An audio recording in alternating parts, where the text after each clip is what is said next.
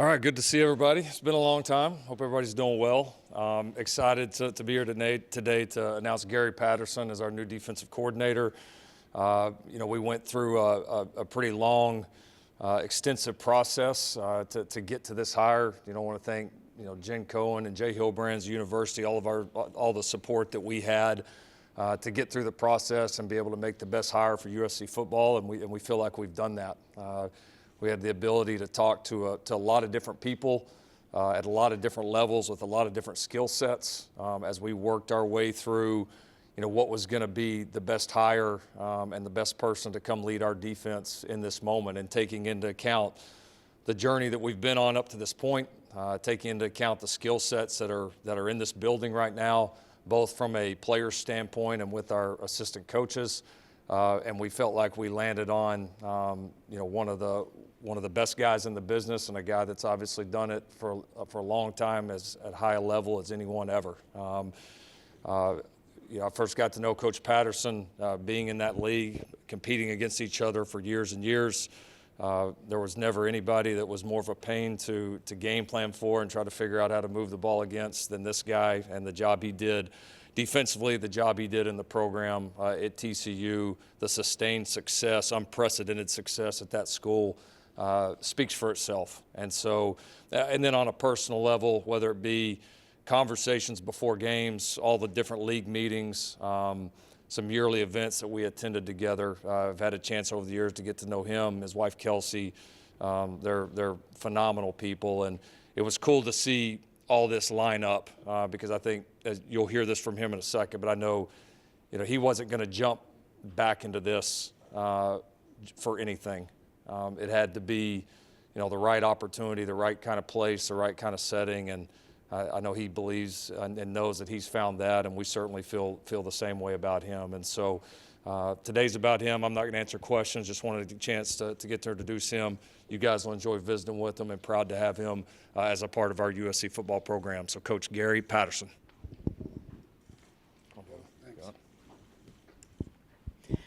Coach is going to make a quick opening statement, and then if you have a question, please raise your hand and we will run the microphone over to you. Well, welcome, right? So anyway, I want to thank Coach Riley and Jen Cohen. I spent 3 years out because I had a goal after I got done. You had to be 3 years out to qualify for the College Hall of Fame. We hit all the other check marks, so that was one of the reasons why I've kind of been out of the game, consulted, did things. But, one of the things that I want to get back to, Lincoln and I talked 2 years ago, 2.5 years ago, about coming and helping at the time. And I'd had a job since I'd been about 9 years old. And so it's like, it's finally at 60-some years old. Hey, about grandkids, kids, my own kids, all of it, just kind of take a break. Kind of just take a step back and see how the world was going and how the game was going and do all that stuff. And so with the College Hall of Fame thing gone, it was kind of funny, the timing of the whole situation. Lincoln texted me and said if he was interested, and I told him that I'd be interested in talking just because I saw the job that they were doing here, the kind of recruiting they were doing here. And really, to be honest with you, anytime that I was ever part of a team that had a great offense and scored a lot of points, we won a lot of ball games. And so if you go back to the 2008 through 11, where we were like 47-5 and doing things. So for me, the opportunity to be a part of a great staff, be a part of obviously a legendary program of where they've always had great players, and to hopefully maybe be that last piece to help SC get over the wire, to get into the playoffs, to win a national championship. We know that we have a very young but very talented team, and so to be honest with you, I landed on Friday. I put my bags down, we started watching film, and since then it's been starting about 7 in the morning, and we've been going to about 8 o'clock at night. Whether I'm with somebody, my wife's been here looking for a place. I said hello to her, and she went to sleep. I went back to work writing different things we're working on, and then came back. But it's real exciting. I really like to see the kids out there. We're going to get a lot of older kids back after some surgeries going into the August. So really our goal here is to teach the defense to try to get it to the level the way the offense is played here. You know, one of the things that I'm trying to get it done is that Henny and the group, the defensive group that's here, improved the defense last year. And so how, you know, instead of just coming in and say, well, this is how we're going to do it, it's been a little bit more work of trying to put both of them together, of understanding that they did a great job, they recruited really good players, watching everything, and then so you got to really kind of listen a little bit more before you say, well, this is how we're going to run zone blitzes, and this is how we're going to run our base fronts and some of that kind of stuff. So, you know, the cool thing for me is that I've been out 3 years. I got a chance to watch more football and evaluate people about how you play defense, how the game's going, how it all goes. My wife watched Netflix. I watch film. I did an Amazon show. You guys might have seen the Amazon Fire college football kickoff. And what I did for us, one of the big reasons I did it was the simple reason that they had to buy me a prescription to Catapult.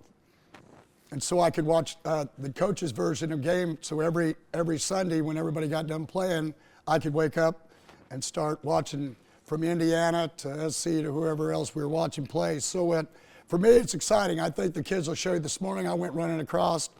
You know, my wife has said all of her life that really when football started, it was like she was my mistress. You know, she knows I love the game. I have an energy for the game. If I didn't think that we could do it and be where we needed to be, I wouldn't be here. Because, you know, sitting in Coach Riley's seat, you know, it's not about him and I. It's about 30, 40, 50 people in the building that have families that do all of it. And so you want to be able to make sure that you give it the best effort, you do the best thing to try to win the most ball games you can to get done. And so the goal here has always been at SC, because of the kind of players and the history they have, is to win championships. And so for me, I'm not really one that's going to say brash statements. I'm more, because I'm a defensive guy, I'm a kind of play below the water dude. Hold them to one less point. We can do that, get there and keep doing those kind of things. And right now I'm just, you know, I know guys by their numbers, but when they go out there in the running groups, and so today was one of the first times I've got a chance to watch them run around, do things, and do all of it. So really excited about what I've seen so far. So we'll take questions. What was the process for you from the time Lincoln hit you up by text to, oh, sorry. Well, the process, I mean, Coach Riley already talked about it. I mean, he talked to a lot of different people. Him and I, we had a Zoom call. He answered questions, what we talked about, kind of what the philosophy he was looking for defensively. And we're doing it, and so not necessarily are you going to probably see all Gary Patterson defense, because I'd been at Texas, and they played pretty good defense there, and things that you learn how to do. I was at Baylor, and then just all the other stuff that I've watched. You know, our similar, my similar passion of very match quarters is a lot like what they do at Indiana, and rolling to three and getting down to single high stuff. And so, but really that'll come down to what really, once I get out in spring ball, we start seeing what we're good at, what we're not good at, what are we going to need to stop people in this league, and go from there. But really it was one of the conversations, him and I, and then, you know, I had a conversation with Jen, the athletic director. I had a conversation with Chad, the GM. Had a conversation with a couple lawyers. Back to Coach Riley. You know, we can go down the list of different. But it was, I mean, they did a great job.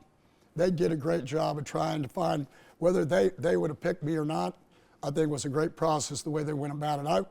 I feel better that it wasn't one of those, yeah, this is what we want to do, because knowing that he was talking to a lot of people. So. Hi, Gary. Ryan Karchi, the LA Times. Nice to meet you. Congrats on the new job. Thank you. Obviously, 4 years is a while in terms of football time. As you were not coaching through that stretch, what do you feel like you learned about the game, about your own coaching style going forward, and what was it about this Well, number one, when I started at TCU, we didn't have any of this new building that's going up and all the rest of it.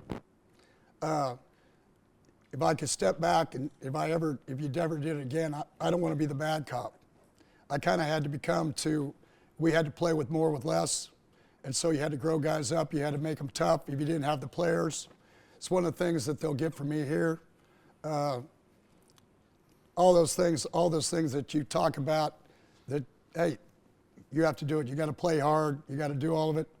You know, it was a lot of fun for me the first time really being back in charge and teaching kids this morning was really cool for me. You know, and I had over 840 guys come through TCU. And so what you got to understand is I've been in this business for a long time. I grew up in a little town of 125 people. And so if you know much about small town people, you know they're about people. They like to say hello. They like to go about it. And so to get a chance to be back around young coaches, around young players, help them with their lives, help them move forward. And, you know, coaches in the profession getting back in it, then I have coaches that have been loyal to me that have an opportunity to be able to help them also. So it's a great opportunity for me. You know, again, my point is just try to make USC better. So it's go from there. Ben Balch with the California Post. How deep of a dive have you done on the personnel, and what have you seen there as far as what you have to work with? Well, I've been here going on 4.5 days, so it's I know where the USC hotel is, and I know I can't get lost walking across campus, but I'm, you know how smart I am, but I have a great memory. So I will tell you that I'm getting to where this morning when I got a chance to start watching walk around, take notes, do the things like that, and then watching on film. And, you know, the other part is you got to understand, a lot of times when coaches come in to a situation, they bring everybody with, everybody's on the same page, where you're coming into a situation where a lot of the staff's already here. And so you've got to make sure that you kind of got to take a couple steps back. You got to get to know them. I mean, you can't have chemistry in a room.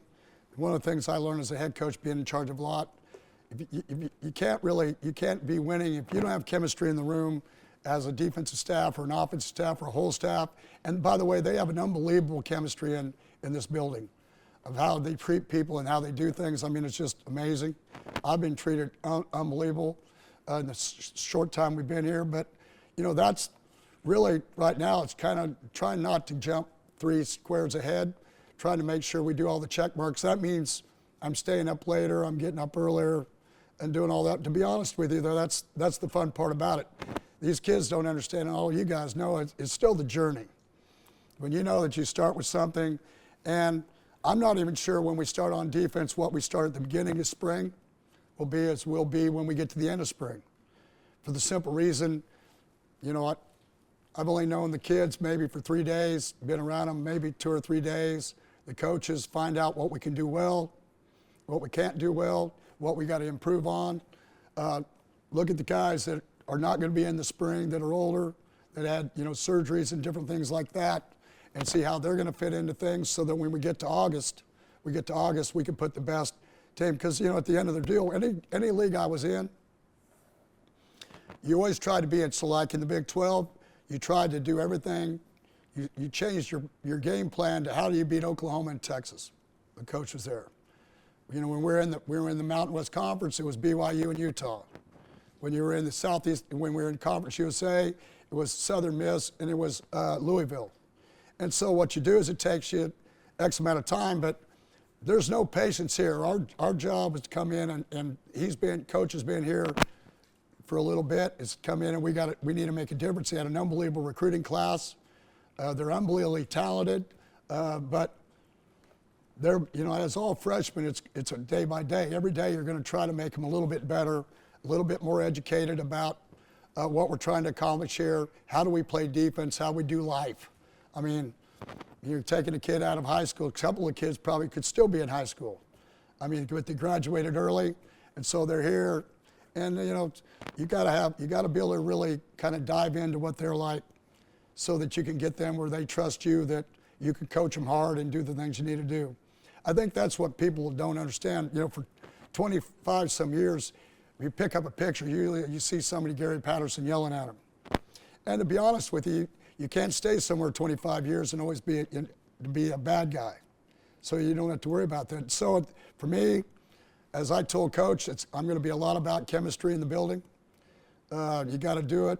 You got young coaches on the staff also that are very talented, how do I help them progress, their careers, and do all the things you need to do, plus play good defense and work on getting to where we can play great defense. And so one step at a time. Right now, if you're not careful, sometimes people try to jump from A to Z, and then you don't have a great process. So I'm feeling everything out just like everybody else does, but at a very fast pace.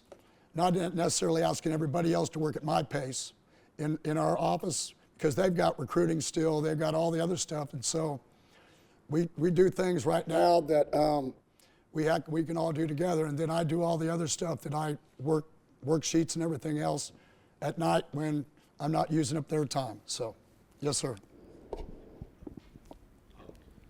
I'm sorry. Gotcha. Hey, Gary, Connor with 24/7 Sports. Nice to meet you. You've hit on it a little bit, but what are some of the challenges that come with inheriting some assistant coaches, and what are some of the benefits of that?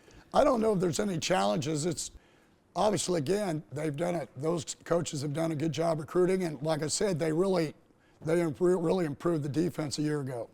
So for me, it's how do we add on to that? It's not like you're coming. I mean, they were 9-3 in the regular season, but knowing also that we're also going to play, instead of two teams that had a chance to play in the playoffs, we're probably going to play 5 teams that are going to have a chance to play in the playoffs. So the level of intensity, the things we got to get done, but everybody knows that. So. Welcome, Coach. Darren Haynes from CBS LA. You have some history with time being in California, and I'm just wondering, just like reflecting, like I know it was way back, but just kind of when in your days of starting off and then coming here, knowing what USC was even back then, to now be in this seat today, coming back to SoCal. Well, yeah, so I spent time at UC Davis, Cal Lutheran, Sonoma State. They had Larry Allen. We recruited him.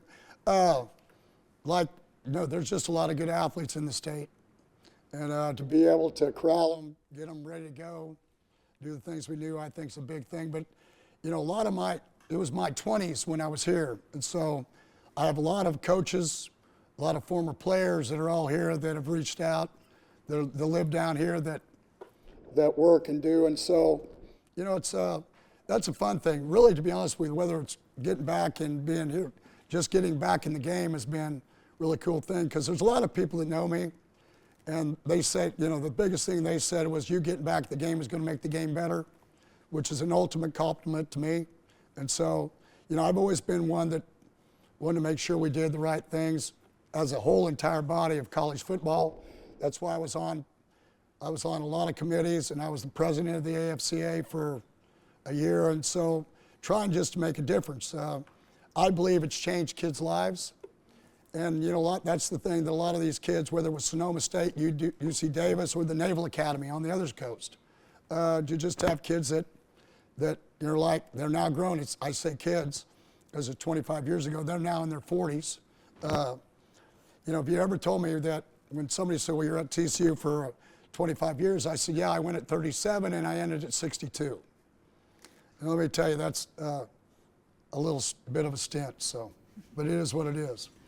Coach Keelior with USC Athletics. You're known for being a great evaluator. So in that sense, I'm wondering if you could give us more detail about what a film study session looks like with you, especially coming in to USC like this. Do you look at game tape? Is practice tape more valuable? What does that look like? Well, number one, recruiting, we got a guy back in the back of the room, Chad, him and Coach do a lot of that stuff. So, one of the good parts about being a coordinator, anything I really don't want to answer, I'm just going to say that's Coach Corrali's question, just so you guys know. I've been waiting 20-some years to be able to say that. Not just necessarily for him, but for anybody, right? But,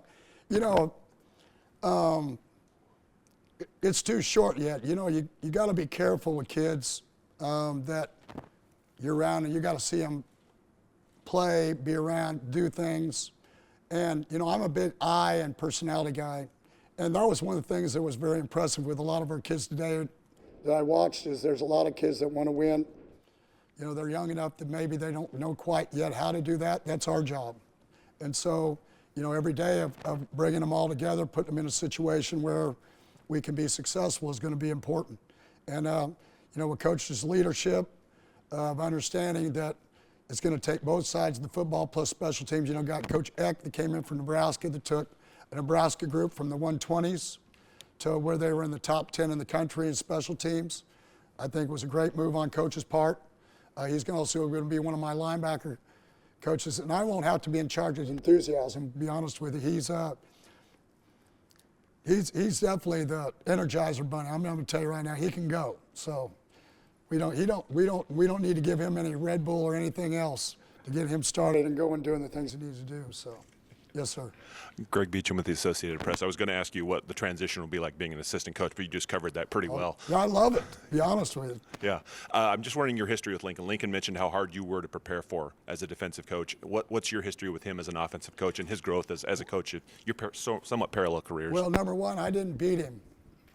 We had some close ball games. I went for 2 on one trying to. I mean, we had some, but, the one thing that's going to be fun for me is when, for a guy that likes to use your imagination, how you got to change things even during practice, is to play against somebody. Because one of the things I'm definitely positive, when you work against something great every day, that allows you to get better. And it may not look as good as you want to, because we're going to be a little bit, and I'm not making an excuse. Hopefully we're not behind, but by the time we get to, but we haven't been together as long defensively, right? But I think one of the things that we'll be able to do by, getting about halfway through it, we'll see what they're doing, how they're attacking. Kids are going to learn that we're going to tweak things as we go, which is what we're going to have to do during the season also. I've never had this big a front. Well, I've had good players at TCU, but probably not as many when you said to get together, except a few years that we had. But very big up front, and when you don't have to use your secondary as much to force and do some things, it really allows you not to get the ball thrown over your head or any of the rest of the stuff. Because at TCU we had to be very aggressive, and so proud of all those kids. It was fun being there for what it was, but it's like anything else. A lot of those guys have reached out saying, "Going to come watch, happy for you, and go about your business." So I think that's the fun part about it. They just know I like doing this. It's some people it's a job. To me, it's a way of life.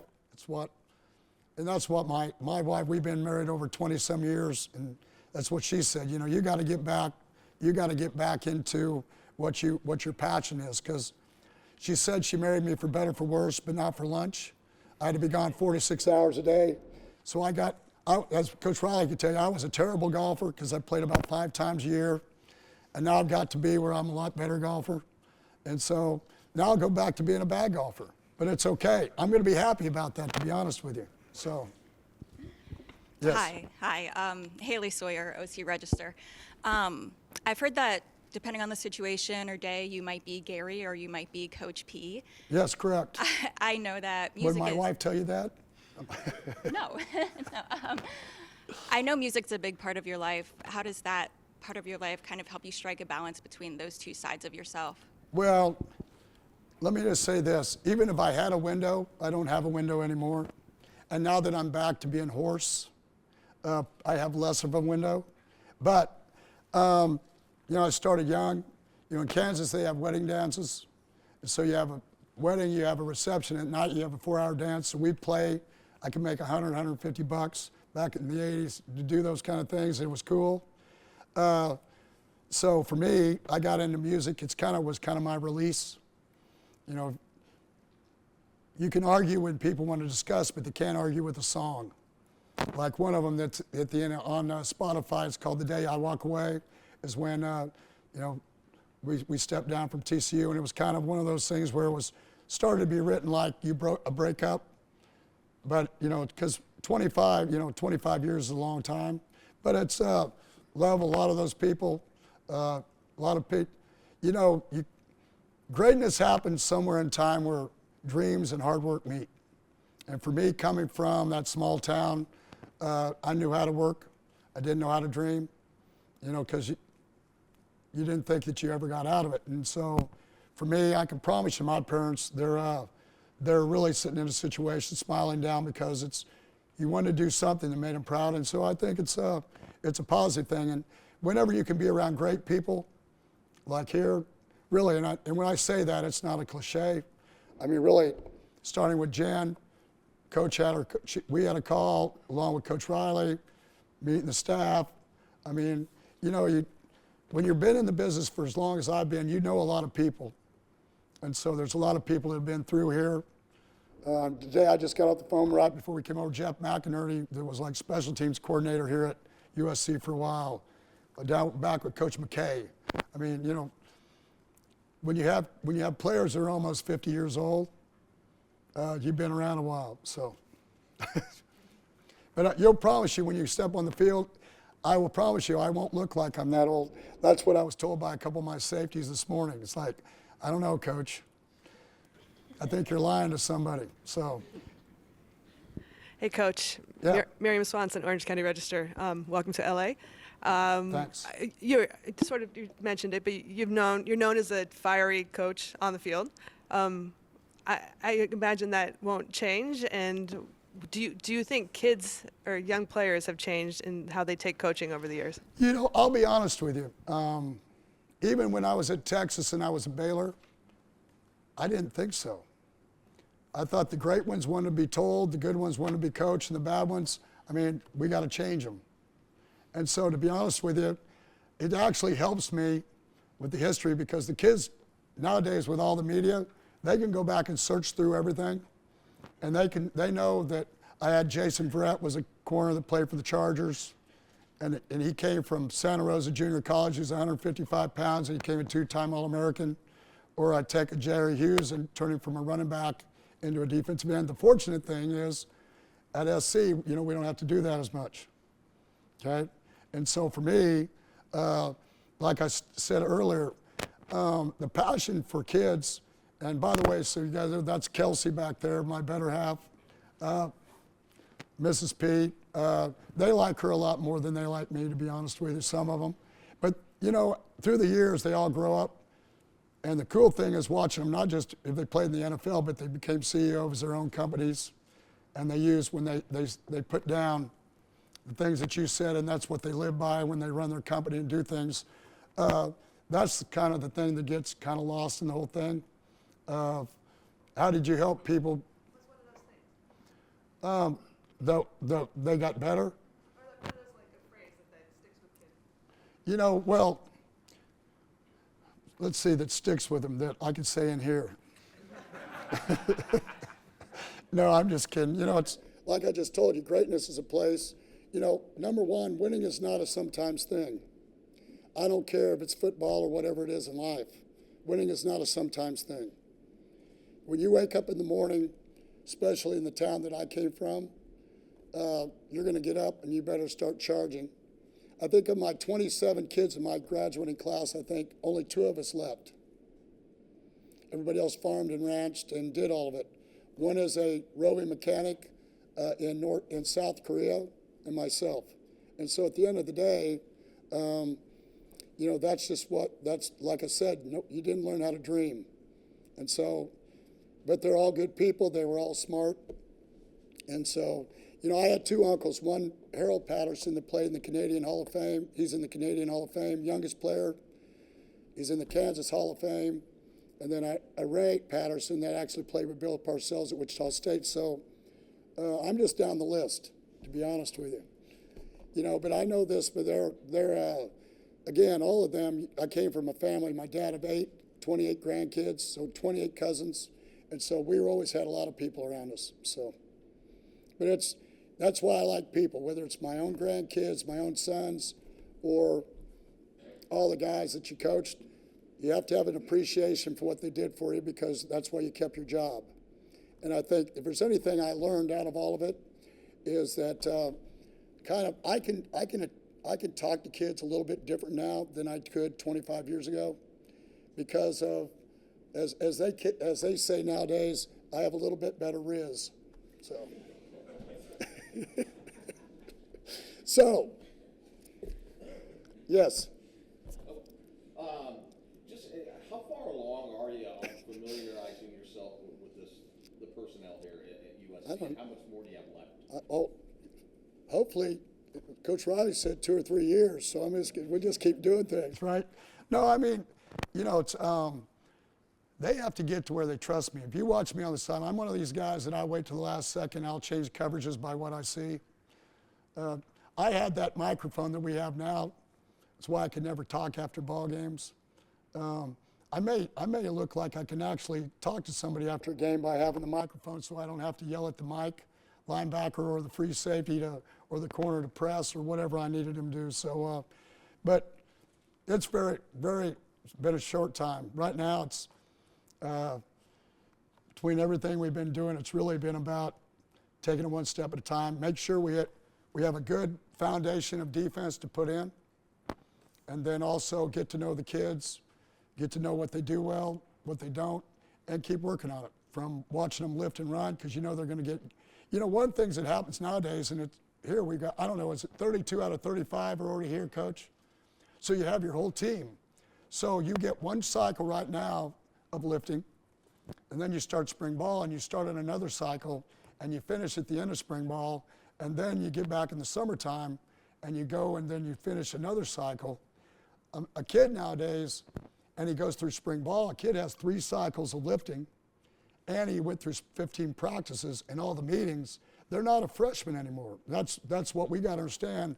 They're not going. If we do it right and we teach and we build foundations, they're not a freshman anymore.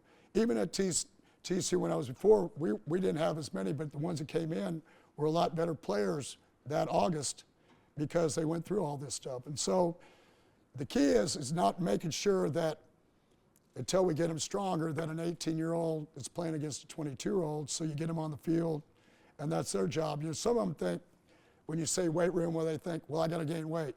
No, that'll come. It's more really about getting stronger, both mentally and physically, so that you can handle a 12-game, 15, 16-game season. And so, I mean, that's our job right now. Hey, Coach. Adam Ukazoglu with Annenberg Media. Broadly, how do you define success for your defense in 2026? And then to follow up more specifically, what is one goal that you have in mind that you've gained recently in your short time in LA? Well, I don't know what the goals will be because I haven't been around them enough. The goal is to win, is to be undefeated in the regular season. You know, no matter what we do, if you hold them to one less 12 times, I think everybody's going to be happy. So we're going to start with that right now.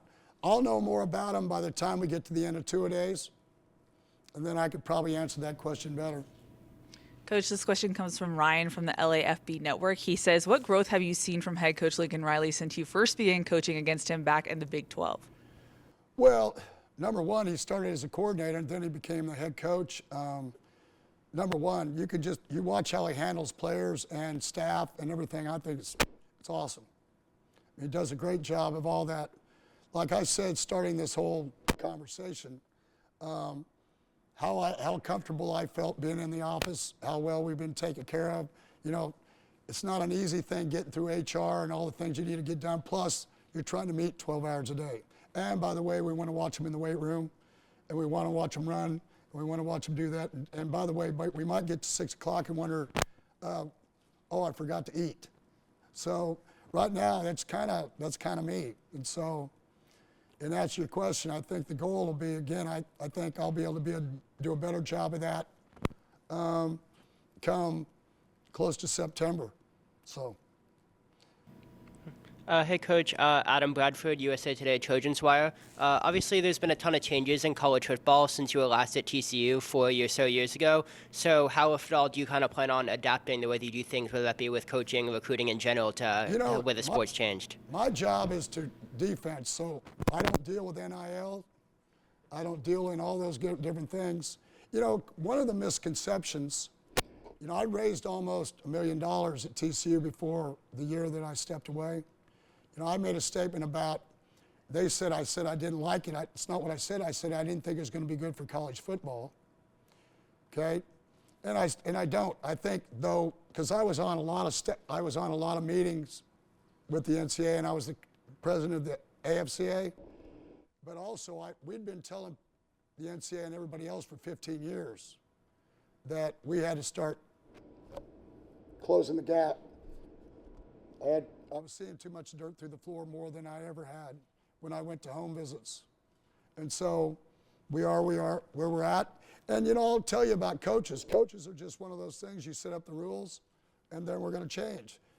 I mean, I've been in this business for a long time, and it's not going to be the first coach that said, we'll never be able to do that, And so, we'll just keep doing it. I think one of the things I would tell you is that USC's done a great job of adapting, or they wouldn't have had the #1 recruiting class in the nation.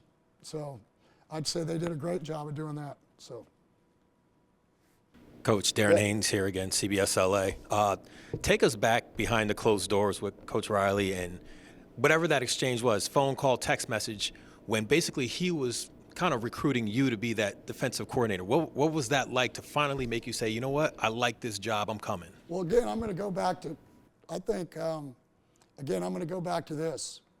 When I had good offenses at TCU, we were very good, and we won a lot of games. I always knew, and Coach Riley and I had talked about again a couple years ago, about how if with what he does on offense, and then we could get it to where what we'd done on defense at our highest level, what that would be like on the same football team. So that's what the story is, and what we're trying to get accomplished. So, and it's been fun. I'm really excited to watch what I'm going to get the first 3 days of practice, because we're talking football today, and he's, I know he may be watching, but really he's game planning. So, hey, all coaches are bad. It's just what we do. So, it is what it is. So, Gary, I know when you started with the 4-2-5 scheme that was right as the spread offense was really starting to proliferate around college football. I wonder how you've seen or how you've adapted that scheme over the course of time, and how maybe college football has changed to fit it. Let me just say this to you. A lot of people said they could play the 4-2-5 like TCU does, and they don't. But there's some people doing some other things out there. There's people doing some things out there that have changed that we're going to try to add to what we do. Without giving any secrets away, of being able to get bigger people on the field, okay, against some of the teams that we've got to play. And so, but using 4-2-5 coverages. As I tell people all the time, the best way to play the run is that somewhere you play man. Okay, somewhere you play man so you get one more guy in the box that they can't block. Not blitzing. If you're good enough, you can just line up 7 against 7 and beat them, then my life will be really easy this year, if that's what we can do. If we can't, then we better have a plan against all those people that we got to play, so we can handle all the rest of it. So to be honest with you, it's one of the things that attracted me to the job. I looked at it and saw that we had to play Washington, Oregon, and Ohio State at home, and we had to go to Indiana, and we had to go to Penn State. Now, you're talking about a guy that was out for 3 years. So I've been watching all this football and have an opportunity to say, okay, I can go to a place and be a part of a place like USC, and understand when I step on the field that we're going to have as good of players as they do, so we can compete with those guys, and we have a little luck and get physical and do the things we need to do, that you could come out on the top end of that whole situation more than you didn't. So, that's the schedule for me. A lot of people, I'll be honest with you, probably would run from it. I mean, if you're coming in saying, here's what you want to do, but to be honest with you, that's why I wanted to get back into it, is because I want to see. Now, Coach Signetti, him and I are the same age, just so you know. He's a year younger. So, age-wise, I'm not sure. Now, I'm not going to have the same kind of eye looks that he has on the sidelines. If I do that, then we're going to put sunglasses on. So, but I am proud of the things they've done. One of my graduate assistants, Ryan McInerney, is the special teams coordinator for him. And here's the guy I told you, Jeff McInerney, that just called me earlier, that worked for Coach McKay. But he was a GA, moved through, and those are the kind of things that are cool for me. I mean, watching kids get a chance to play their dream. We only know 1% will probably get that opportunity, but then also helping them and everything else they do in their lives. And so when I say this, okay, so they never get off the payroll, not that we're paying them, okay? I'm saying you're still writing job references You're always trying to help somebody, call somebody so they can get a job, they can do this. It never stops. Just think about having, just at TCU, 840 kids. And so now I'm going to add, I don't know what they give you now, 105, 110 dudes here. So, I mean, it never stops, and that's the cool part of the job. That's one thing I think people are forgetting, getting an education, you know, growing kids up so they have values, know how to work hard, do all the things you need to do, and then also know, and one of the reasons I stayed at TCU the longest I did, I saw so many kids that didn't have parents or one parent and they had nobody to turn to, and after moving 9 or 10 times the first 15 years of getting somewhere where I could stay, people say, why did you stay at TCU? Because those kind of reasons. Because, you know, your kids that you knew you coached forever, we're going to have an opportunity to call back if there was a problem so somebody would help them. That's what I want to be able to bring to USC to be part of that. Coach Riley already does that. They got to chat, all the group back there does an unbelievable job. Dave's sitting in the back of the room, unbelievable job of helping kids with day-to-day problems. And, you know, we had a great speaker today, and that's what he talked about. He talked about you don't need to go in the portal. Hey, what about if we all stay together and what you could get done with all the potential we have here to be what we wanted to be, you know? So. Thank you so much, Coach. And before we close, it's time for Conquest Command, a question from the front lines of the Trojan Army. Our question is from Ryan Prochaska. You can follow him on X and on Instagram at Ryan Prochaska. Coach Patterson, what would you say has been the biggest area of growth for you as a head coach since your time at TCU, and how do you expect the growth to show up coaching your defense this upcoming season? Fight on. Well, patience. You can tell him patience. I think that's the biggest thing. Again, I go back to the question about if kids changed. I don't think so. Down deep, I think if they know that you care about them, you can work. They always knew as a coordinator, head coach, that you had their back. And I think that's the one thing that you have to know. If you do that, it doesn't matter. You know, I've had calls from NFL guys and non-NFL guys and people around the country that just players that I coached at the Naval Academy that worked at the Pentagon. I mean, you name it, they've been everywhere. And the key to it is they knew, as I told them though, I had one safety at the Naval Academy that I didn't ever raise my voice to because I figured he'd do recon on me and I'd see some red dot on the door when I was walking in the house. So I won't mention his name, so we won't give him away. But, you know, it's a great profession. I think we're losing with, you know, it's interesting that now all we talk about is NIL. All we did talk about was concussions, okay? And all of a sudden, now they have money, and now we don't talk about concussions. We don't hear that anymore. We don't hear about graduation rates and APR, okay? Well, to coaches that really care in the business, all those things are still important. They're still important that we take care of our kids, we get them degrees, we help them start in life. Those are the kind of things that I think that people, when they look at coaches, because the mighty dollar has taken precedent, but behind the scenes, there's just a lot of guys in this business that really care about what happens to kids. That's why we got into it. That's what I got into it for. I promise you it wasn't because I think my first check was $257 a month, and 100 of it went to rent.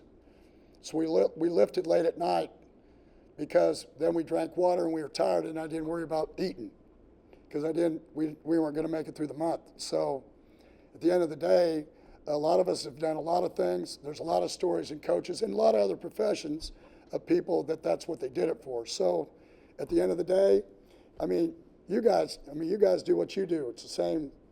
So, you know, not giving a whole lot of credit for a lot of that stuff, right? So anyway, I appreciate it. We need to go and get out of this whole thing. Now, see, I'm going to have to make sure that I don't ever bend this so you would keep this up. Now, here's my problem, and this is why I have to get into this whole situation.